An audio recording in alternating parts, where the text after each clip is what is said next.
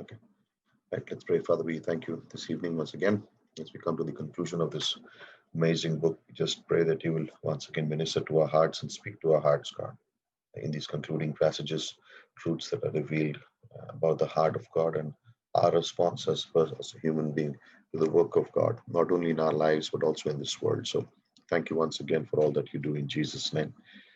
Amen. Okay, so Job chapter 38, this is God first speaks, and this is his knowledge.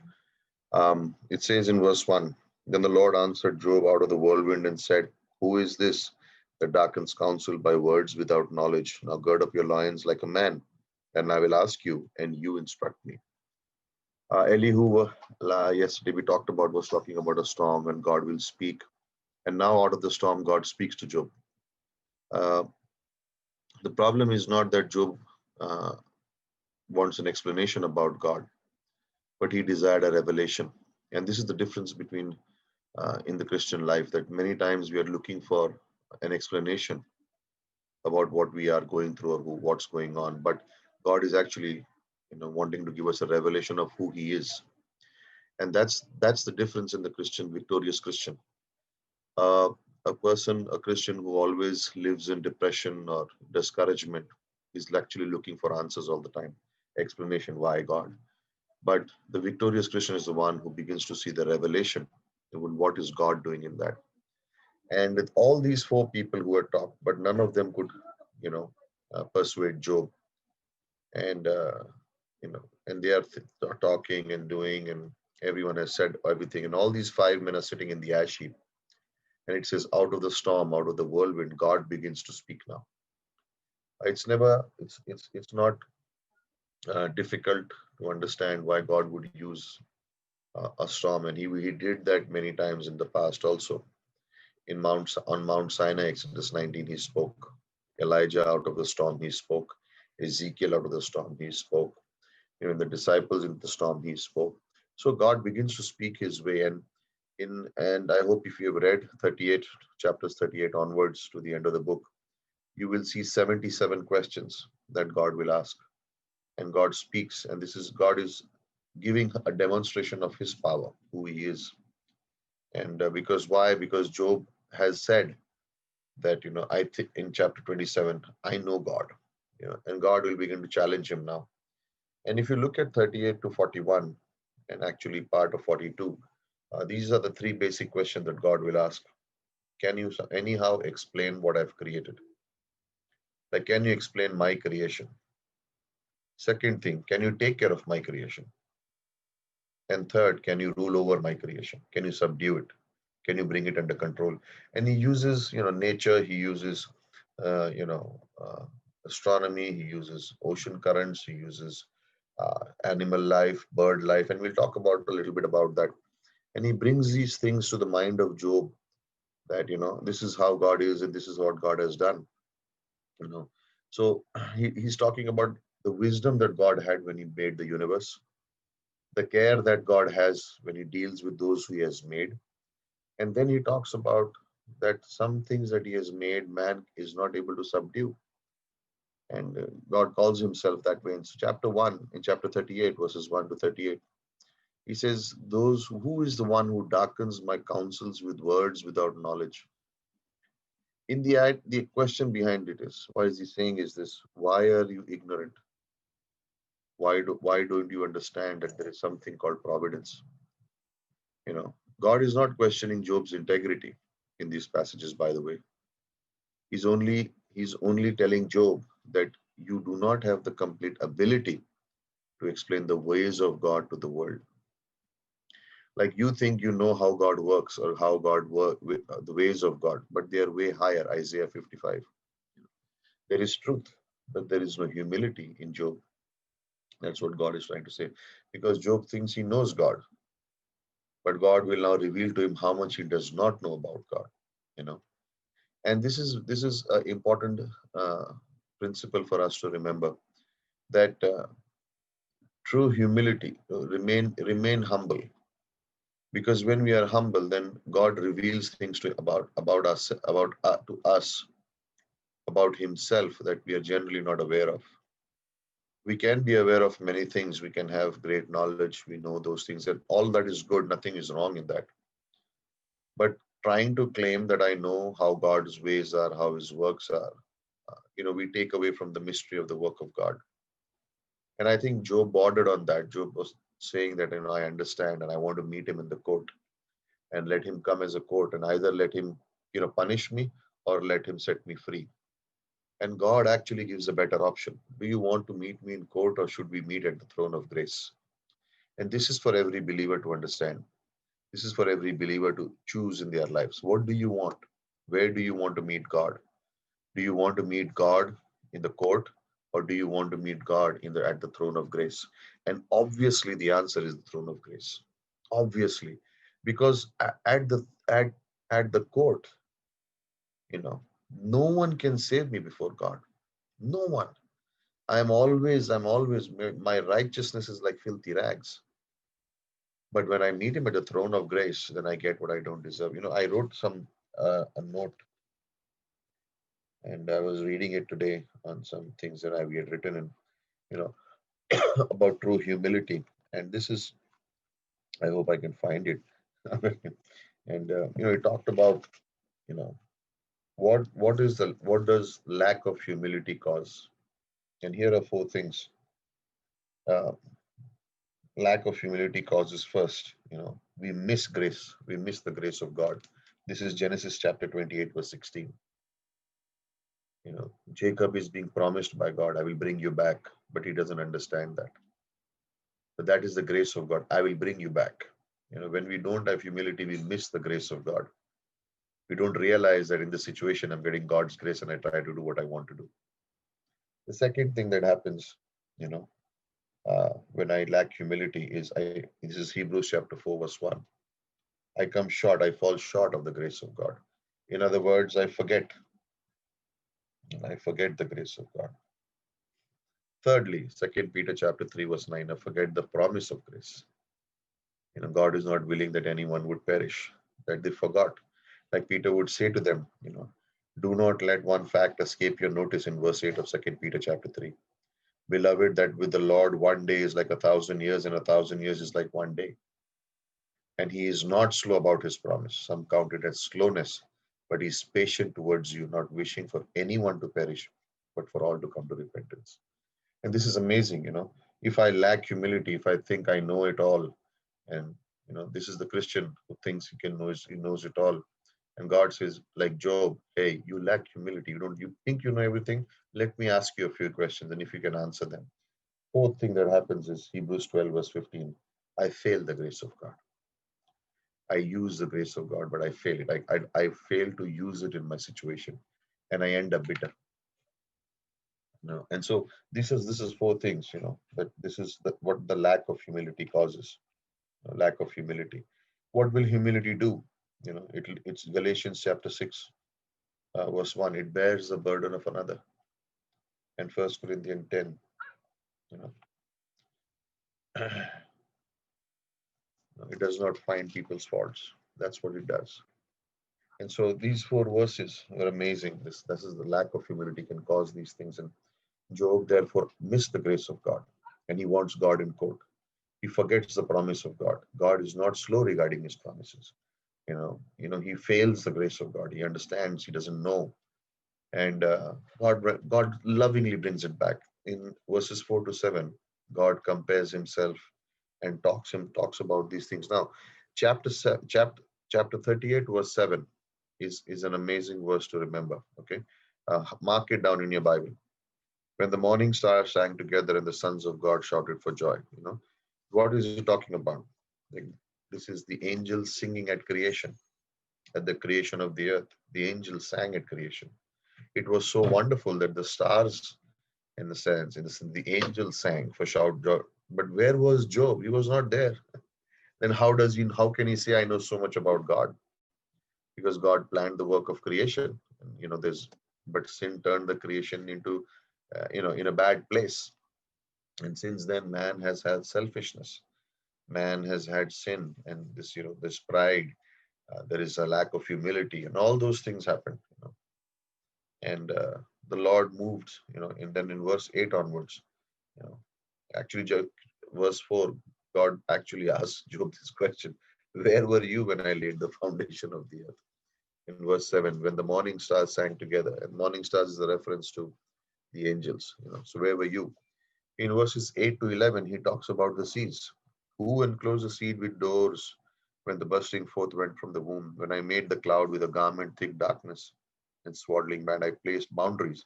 Like, look at this in verse 10, that the sea has a boundary. It will not cross its boundary. Who put it there? These chapters, when you read 38, 39, 40, and when you understand these verses and you go through it and think about it, these are good verses to put before any person. When someone, even an atheist, like, okay, who put this there? How does the sea have a boundary? How does it not cross it? How does it remain there? You know, how do the stars hang in their place? And we'll see that there. And he says, I placed the boundaries on it, verse 10. I placed the boundaries on the sea, and I set a bolt on the doors. And I said, thus far you will come, but no further. And here your proud waves will stop. Isn't that amazing verse? For here your proud waves will stop. And remember, God's word is light. We always talk about it. And the problems of life are not solved by reason. Someone said this. It's not original with me, but someone said the problems of life are not solved by reason. They are solved by relationship. And the first relationship is your relationship with God and your relationship with His Word. That's where problems begin to get solved. And it's not reasoning that helps, but it is the relationship that will always help. So in verses 12 to 15, God begins to speak about the sun. You know, look at the verses. Have you ever in your life commanded the morning and caused the dawn to know its place? Like he's saying is, have you ever told the sun where to get up and rise and take away the darkness? No, you don't. That it might take hold of the ends of the earth and the wicked will be shaken. It changed like clay under the seal, and they stand forth like a garment. From the wicked, their light is withheld, and the uplifted man is broken. You know. And then there are next from 16 to 24, there are 11 questions. There are 11 questions about the size and the dimensions of creation. Have the gates of death been revealed to you? Have you entered into the springs of the sea or the recesses of the deep? How deep is the sea? Do you know? Who made it? God. Like when you read these chapters, and yes, God is questioning Job, but it fills our heart with so much worship, so much reverence for God, because when you think of these questions and you begin to think and say, wow, I have no clue about this. How could God do this? How did He put that into its place? How does He know how far the ocean's floor is? And we know that the Pacific Ocean, that's like I think it's Marina Trench, that it is called the deepest point, and it's miles down. It's 6 miles. It's 6 miles down. Mount Everest is 9 feet up, I think 9 miles up. And I think that's what it is. It's about 9 miles high, something like that. And the deepest point in the ocean is 6 miles deep. That's like 75% of Mount Everest. That's how deep that Marina Trench is in the Pacific Ocean. Who did it? How does it get there? How does it get there? Like, imagine the Voyager, or what was it called, that the little spaceship that was sent to Mars. Like how long did it take? You know, years, years traveling through space, billions of miles to go this. And when we were in the US, we saw a picture of it. It was so small, but it traveled that far and it came back taking pictures of a planet, billions of miles. Like how could it happen? How could God place that thing so far or so near? It's amazing. Verse 19 to 21. Where is the way of the dwelling of light and darkness? Where is its place? That you may take it into its territory, and that you may discern the path of its home. You know, for you were born then, and the number of your days was great. Yeah. Can you calculate how far east is from the west? No. Can you understand how high where the snow comes from? And these questions are amazing, As verse 28, has the rain a father, or the one who has begotten the drops of dew? It's amazing, these questions till verse 30. Water becomes hard like a stone, and the surface of deep is imprisoned when there is ice, when there is frost. Where does that come from? How can this water become like stone? Because God stores it, He holds it, and every one of those things is right in its place, right at its time, and perfect. If any of those things move out of place, there'll be chaos on this earth. But God knows, you know. And God's word in such a way are like, these first few words would probably take the air out of Job and he would say, whew, I better be quiet. Do you know about rain, Job? No, I don't.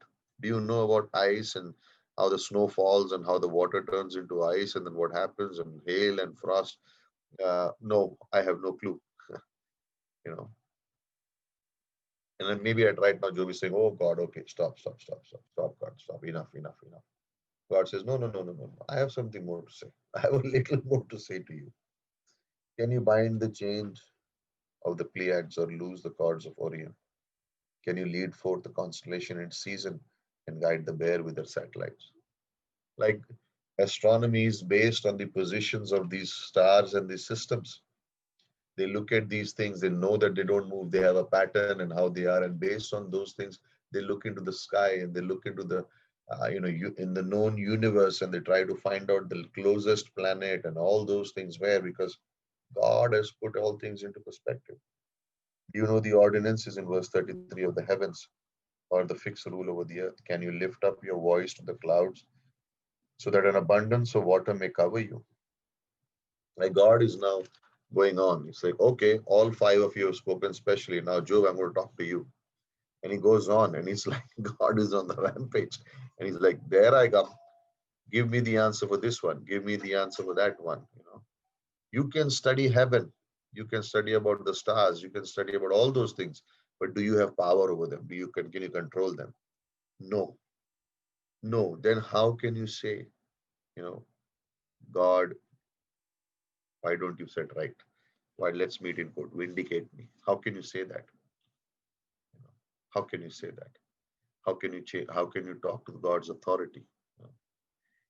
In chapter 39, uh, actually verse 39 onwards of chapter 38, verse right up to verse 30 of chapter 39, God begins to uh, bring before Job animals, birds, and he says, "Do you understand how they live and they take care of themselves?"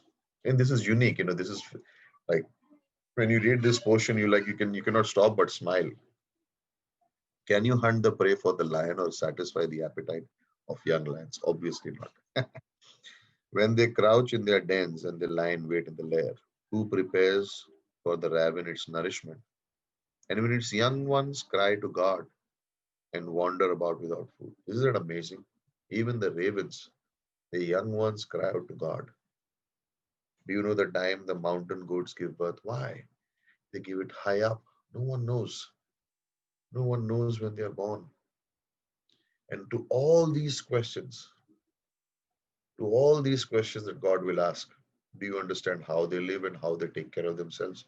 There is only one answer. Even today, no, we don't know.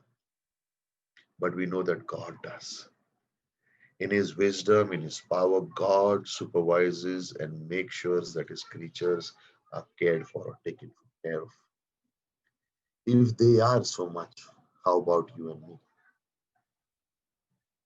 How about you and me? I love Psalm 145, verse 16. It says, you open your hand and satisfy the desire of every living creature. Every living thing. You open the hand. You open your hand and you satisfy. You know, so we have a difficult time maintaining ourselves and our homes. And imagine God is maintaining the universe. Where will the ravens get their food? How do you know that they are hungry? You know, what happens is, what do the ravens do?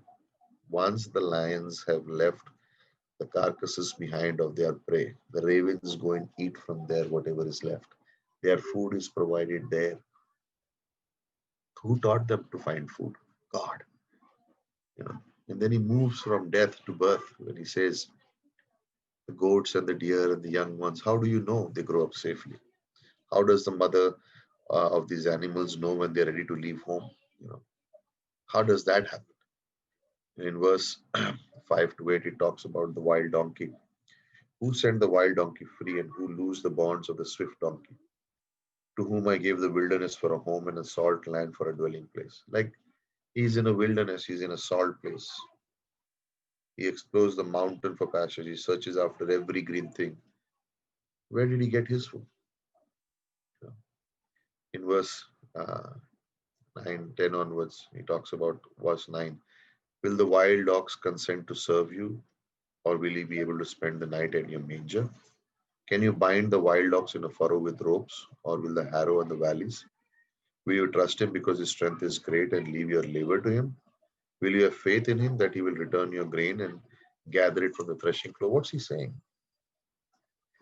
He's saying the wild ox is a loner like the wild donkey. They are on their own. They will not yield to any authority of man. You can't keep them in the barn. You can't put a plow on them. You cannot force them to do the threshing. Nothing. They will refuse. They're on their own. You know.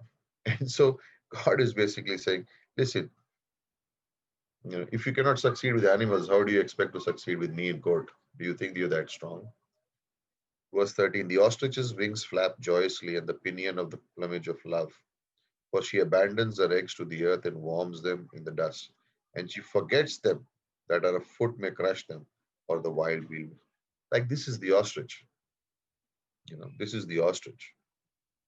Verse 17, because God has made her forget wisdom and has not given her a share of understanding. Like, what will the ostrich do with the wings? It can just it cannot even fly properly. But do you know that the ostrich can run faster than a horse? And this is the key, saying, okay, explain to me the ostrich. It has wings, cannot fly, but it runs faster than a horse. Okay. But it places its eggs in such open places that it can be destroyed or taken away or robbed or eaten by a predator. Why is the ostrich so unmindful? Why does that happen? In 19 to 25, he talks about the horse. Who gave the horse his might? Do you clothe his neck with mane? And he talks about this and he goes on that the horse is admired, the horse has got strength, and all that stuff. But who did it? And then in 26 to 30, he talks about two birds, the hawk and the eagle. Is yet you command the eagle mounts up and makes his nest on high on the cliff he dwells upon lodges, upon the rocky crag and an inaccessible place. From there he spies out food, his eyes see it from afar. His young ones also suck up blood, and where they are slain there is. Like that's where high places is where eagles build their nest from their amazing eyesight. From there they can far and they can come down and capture it. How does that happen? In Job 40, verse 1 to 5 is Job's first response. And the Lord said to Job, who will the fault finder contend with the Almighty? Let him who reproves God answer it. And Job says, behold, I am insignificant. What can I reply to you? I lay my hand on my mouth. Once I have spoken, I will not answer. Even twice, and I will add no more. Says, I better be quiet. I'm thinking of Peter. And Jesus comes and says, cast your net on the right side. Peter says, oh, we have shipped all night. We have gone to the deep. We are now in shallow water. And when the catch happens, he says, depart from me. I'm a sinful man. That is Peter and Jesus Christ. Here, Job is experiencing the same thing. Oh, I know it all. Come on, God, meet me and let's clear my case up. I am faultless.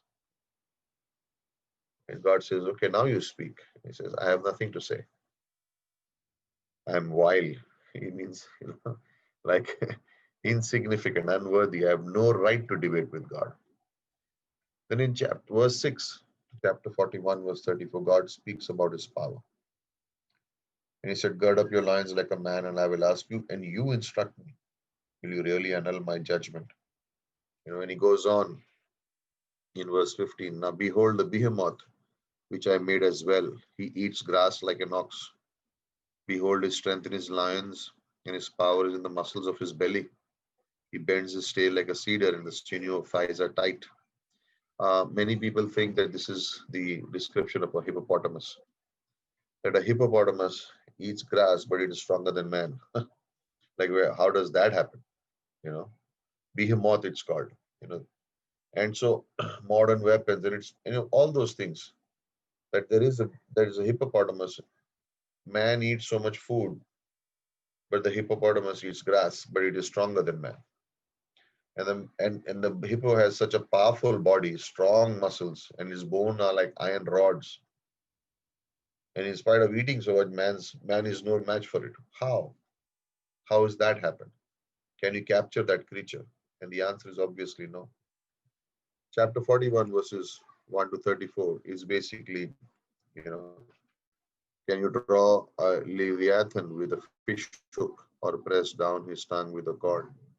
Certain people think that this is about the dinosaur, but most scholars believe that this is the crocodile. You know, the Leviathan is more of a crocodile and not uh, a dinosaur. Now the reason is like sometimes you look at verses 12 and you know and I will not keep silence concerning his limbs or his mighty strength or his orderly frame. Who can strip off his outer armor? Who can come within the double mail? Who can open the doors of his face? Around his teeth are there is terror. His strong scales are his pride and shut up as tight seal. And so, he talks about the hippopotamus in a very strong way and the crocodile. And he goes from that point onwards. And then he comes to Job 42. And then Job answered the Lord and said, I know that you can do all things. A lot changes here. Job understands that he is defeated. He cannot argue his case with God. And Job humbles himself and acknowledges the power of God. And he acknowledges the justice of God. And he admits that his words are wrong and he did not understand everything. And all the accusations that he had against God, that he was unjust and not treating him fairly, he repents. Job says, I cannot answer your questions, but I do confess my pride and I humble myself and repent. And that's where everything changes. Charles Spurgeon said, you know, the door of repentance opens up into a hall of joy. Like when we repent, that there is God fills us with joy. And the sinner, in a sense, Job, becomes a servant of God. We'll see that in 7 to 9. But look at what he says. Therefore, I have declared that which I do not understand, things too wonderful for me, which I did not know. Hear now, and I will speak. I will ask you, and you instruct me. I have heard of you by the hearing of my ear, but now my eyes see you. Therefore, I retract and I repent in dust and ashes. But now I see you. I understand you. And look, verse 7 is important. It came about after the Lord had spoken these words to Job that the Lord said to Eliphaz the Temanite, my wrath is kindled against you and against your two friends, because you have not spoken to me what is right, as my servant Job has. Look at repentance. Now God is calling Job a servant. He did that in chapter 1 too. God's opinion about Job hasn't changed. And I like this. God's opinion about us doesn't change because we are in his son Christ. God has never had one negative thought about you and me ever. You hear that? God has never had even one negative thought about you or me ever, ever. He has always looked at us in his love in his son Jesus Christ. He has no negativity towards us. He has no anger towards us. He looks at us in love. That's who God looks at us as. In verse 8 he says, take yourself 7 bulls and 7 rams.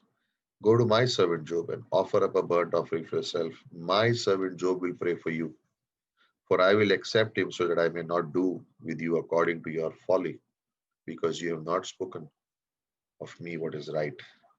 My servant Job has. Wow. You know, God is not looking at, like, remember Job was asking, I want a mediator, I want an umpire, I want a referee, I want someone who stands for me. And here God stands for him. This should encourage the believer because this is how God is. He is a mediator, even when we cannot see. And Job's words are, I had heard about you, but now my eyes see.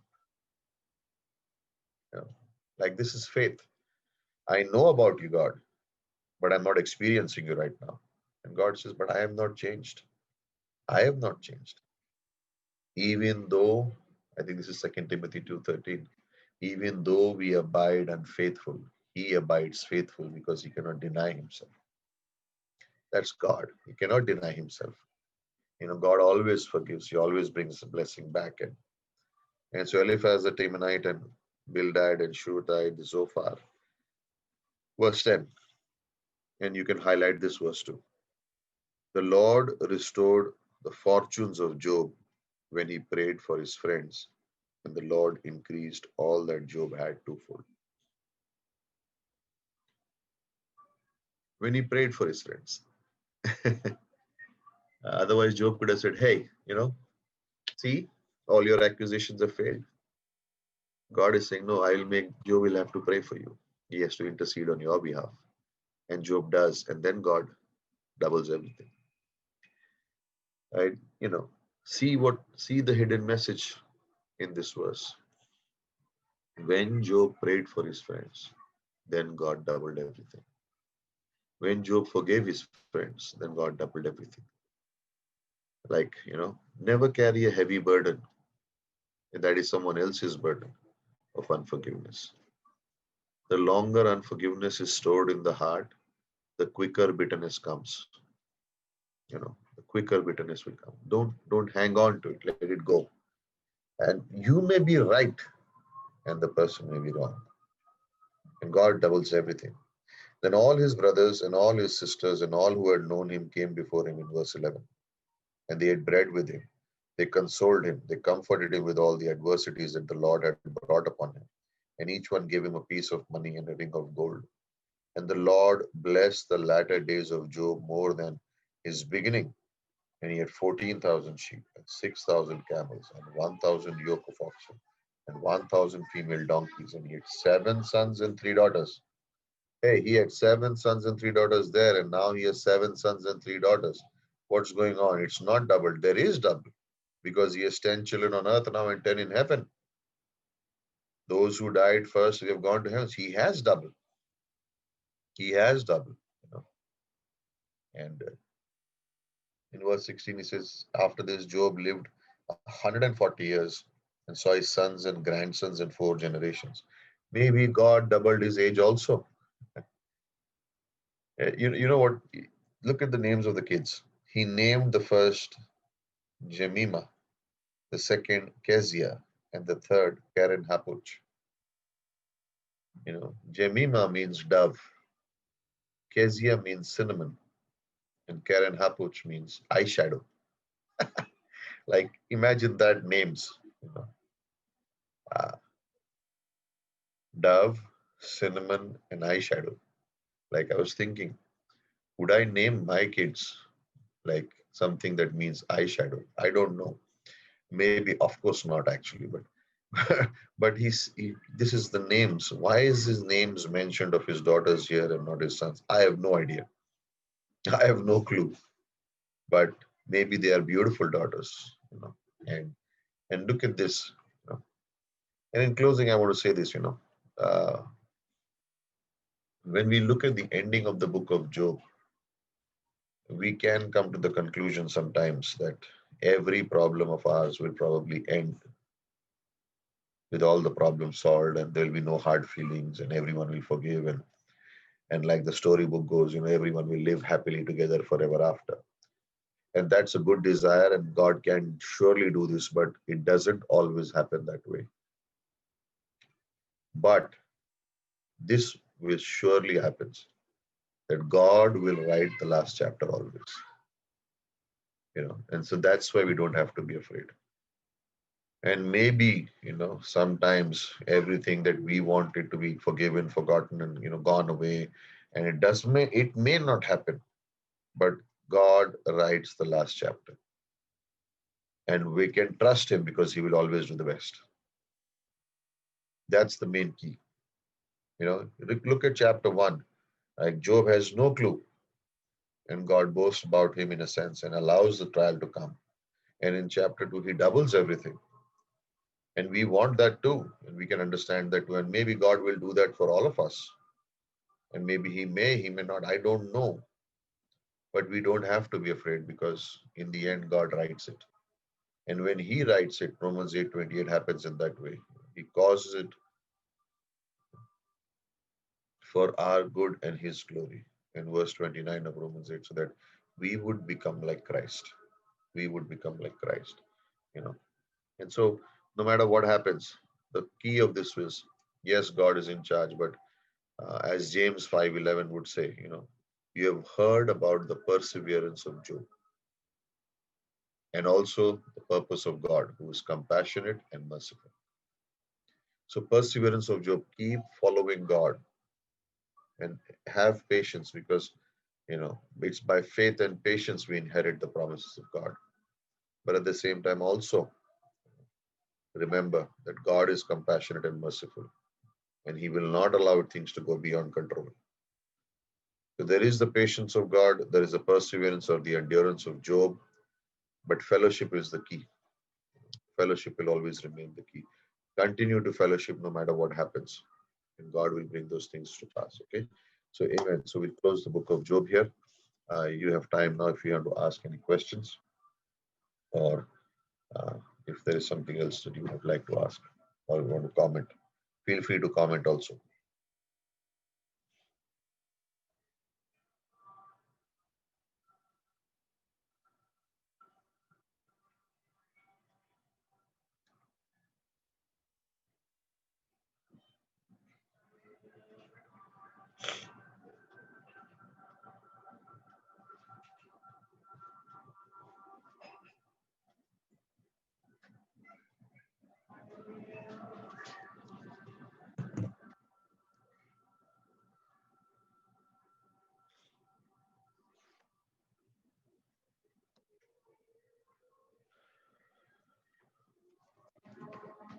Anyone?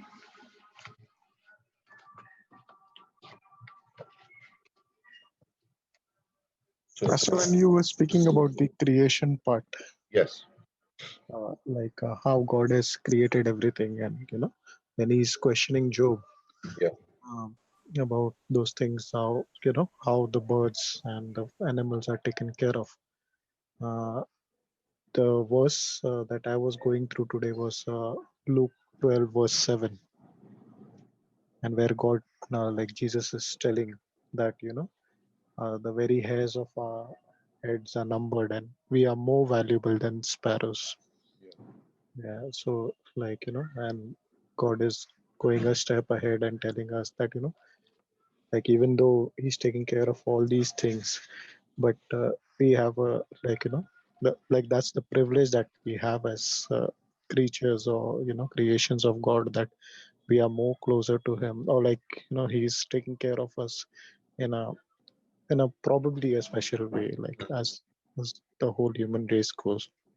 Yeah. So just thinking about that even after taking so much care about everything else, God is, just putting some special attention on us also. So Yeah. that's It's unique. It's a good point that you say because no one else is made in the image of God. Genesis 1:26. It is man who is let us make man in our image. You know, and the animals are not created in His image, but we are. And the human beings are the only ones that have a body, a soul, and a spirit. You know, and in that sense, and with the body we are world conscious. With the soul we are self conscious, and with the spirit we are God conscious. And we like to look at it body, soul, spirit, but God is saying spirit, soul, and body. First be God conscious, then be self conscious, and then world conscious. And it's unique. Like I like this point that you made, Luke 12:7, that the very hairs of your head are numbered. Do not fear, you're more valuable than many sparrows. You know, and because we are in His image, Christ died. Like look at our privilege that Christ would die for humans. He was resurrected. He dwells in humans, in his own creation. That's a good point.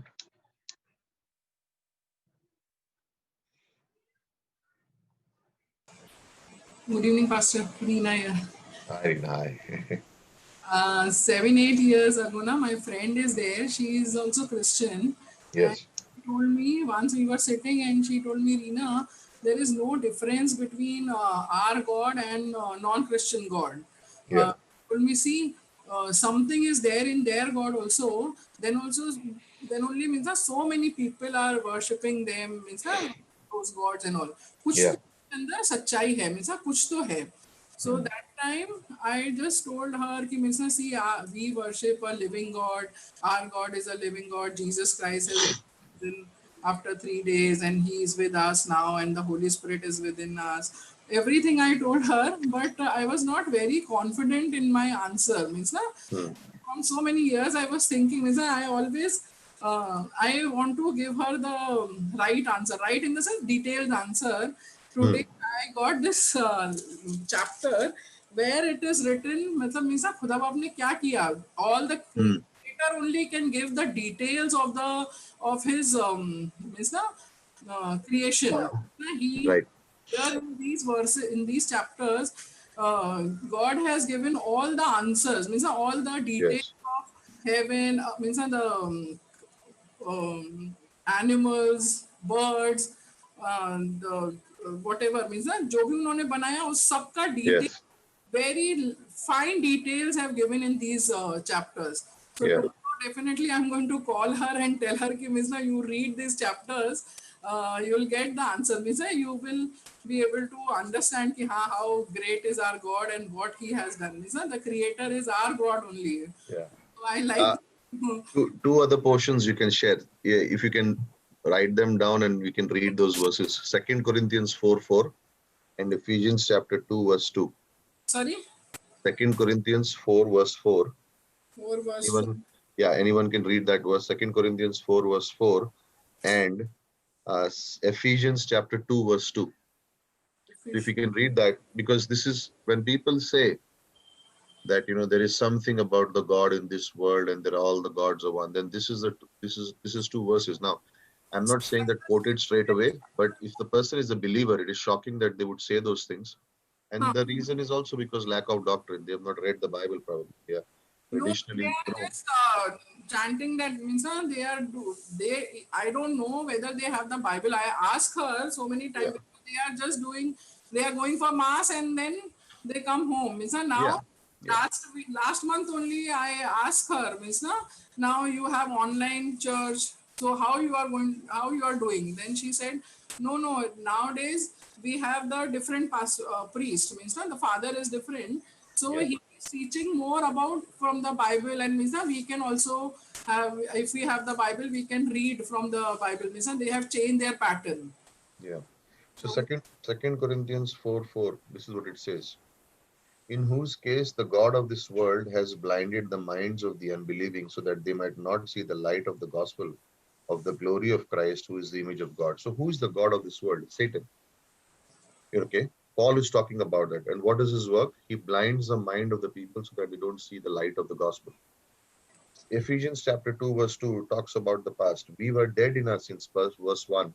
We were dead in the trespasses of our sins. In verse 2, it says, in which you formerly walked according to the course of this world, according to the prince of the power of the air, of the spirit that is now working in the sons of disobedience. So these are two crucial verses, that why is a person not open to the gospel and why is a person thinking all gods are one? Because they are not saved. They don't know about Christ.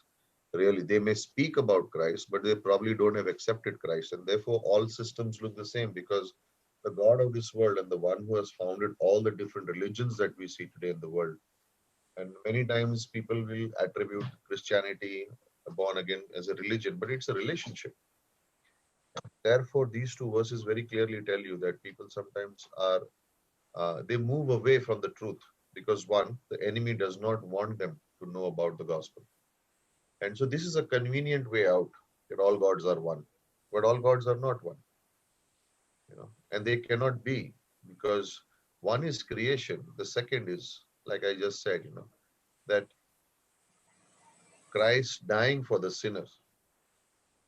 The problem is this, that ev- all the other systems that are so-called systems that say that they can take you to heaven, they depend upon your works, but none of your works can take you to heaven because the sin is the issue, and Bible is the only place where you get the answer. You know. And so, yes, I think Job 38 to 41 is good to use with someone and explain to them that there is a creator, but draw them to the gospel, draw them to uh, John 3 and also these portions of scripture. Ephesians 2 1 to 10 is a good portion also to share. You can go little by little and then say in verse 4, but God, being rich in love and mercy, with which He loved us, even when we were dead in our transgressions, made us alive with Christ. And by grace you have been saved. And then verse 8, that's the key one. By grace you have been saved through faith and not of yourselves, for it is the gift of God. Salvation is always a gift. We can't earn it. And so, and it will be a good opening. We'll keep it in prayer. And maybe this time will be a time of her salvation. We don't know, right? But do share with her. It's good. Thank you for bringing it up. Thank you, Pastor. Thank you. Hope you also enjoyed Job, and now you have finished Job. Yeah. Yes. It's over. It's over. In last chapter, see how I got means na very key points in that. Yeah. Yeah. Thank you.